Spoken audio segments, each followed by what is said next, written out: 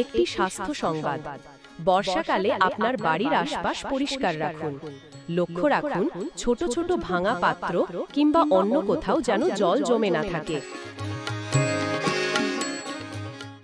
কেননা এই জমা জলে মশা ডিম পাড়ে ও বংশ বিস্তার করে। মশার কামড়ের ফলে ডেঙ্গু জ্বরের মতো ভয়াবহ রোগ হতে পারে। তাই মশার বৃদ্ধি রোধ করতে সপ্তাহে অন্তত একদিন বাড়ির চারপাশ ঘুরে দেখুন এবং চারপাশের জমা জলের উৎসগুলো নষ্ট করে ফেলুন। কারোর জ্বর হলে নিকটবর্তী সরকারি হাসপাতালে গিয়ে রক্ত পরীক্ষা করান। মনে রাখবেন, সঠিক চিকিৎসায় ডেঙ্গু জ্বর সম্পূর্ণ ভালো হয়। শালবাড়ি 1 অঞ্চলের ভিআরপি ও ভিসিটি টিম দ্বারা প্রচারিত।